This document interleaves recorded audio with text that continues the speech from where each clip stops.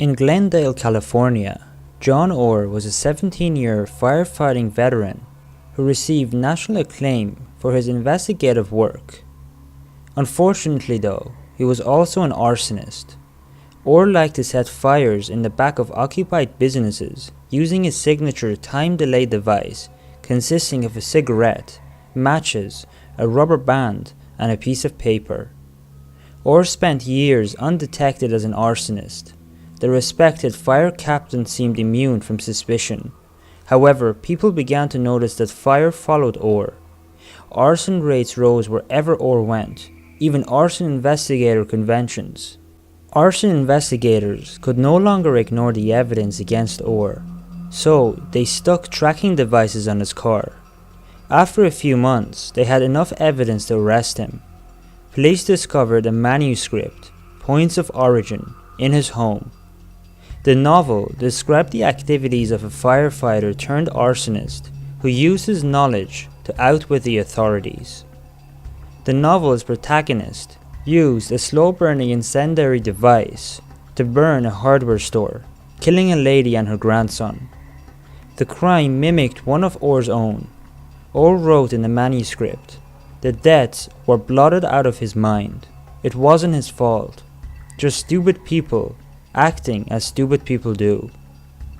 Orr was convicted of 20 cases of arson, including a firestorm in which 67 homes sustained damage or were completely destroyed. He was sentenced to life in prison without the possibility of parole. After he was imprisoned, brush fires around his area near Los Angeles declined by 98%. Authorities believe that Orr was responsible for close to 2,000 fires over a 7-year period, ending in 1991.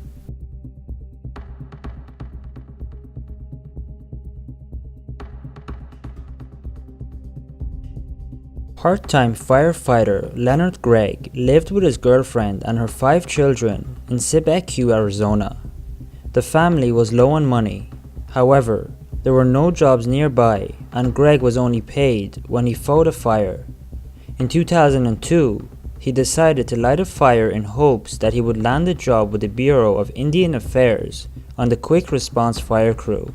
Gregg used matches to set dry grass on fire, but it was quickly put out. He decided to light another. The new fire spread quickly. Gregg was one of the first people called to fight the blaze.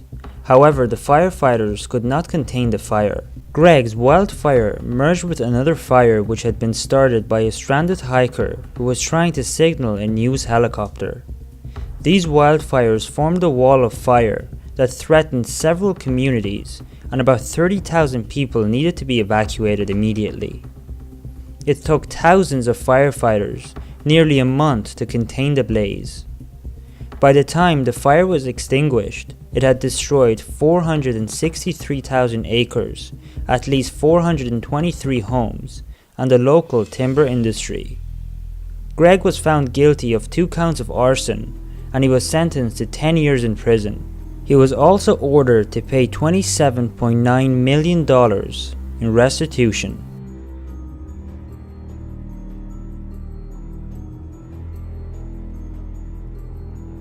In Stoddard, New Hampshire, volunteer firefighter David Plant used a flint to start a small brush fire in April of 2016. It burned 16 acres before firefighters controlled it. The next day, Plant started another fire using a glass bottle and sunlight to spark the flames. The fire quickly burned through the undeveloped woodland. As Plant ran away from the fire, he came across 2 firefighters.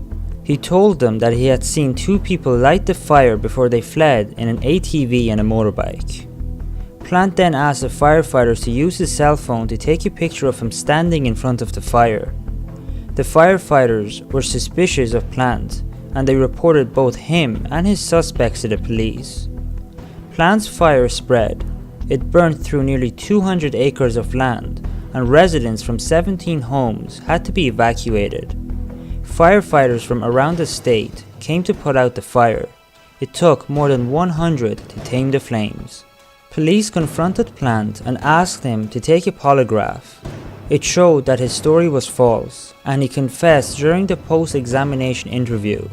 He pleaded guilty to 2 counts of arson and was sentenced to 2.5 to 7 years in prison.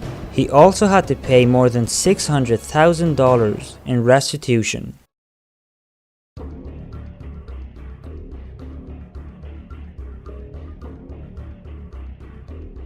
Benjamin Cunha found his job as a volunteer firefighter with the California Department of Forestry and Fire Protection Boring. There were few fires and little opportunity to make money.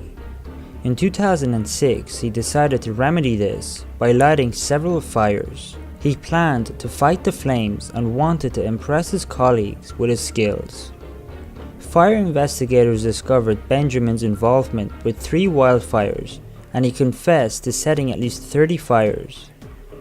Benjamin told investigators that he had used his knowledge as a firefighter to create the incendiary devices. He had wanted to create fires big enough that significant firefighting resources would be required to extinguish the fires. He pleaded guilty to arson and was sentenced to a year in jail. Benjamin had to register as an arsonist for the rest of his life and wear a tracking device during the fire season. After he was released, he was identified as the prime suspect in 2 more fires. At least one was started with a time delay device, the same tool he had admitted to using years earlier to ignite more than 24 wildfires. In 2016, he pleaded guilty to felony arson and was sentenced to 5 years in prison. So that's it for this week's video. I really hope you enjoyed it. If you did, make sure to leave a like, and thank you so much for watching. Until the next video, goodbye.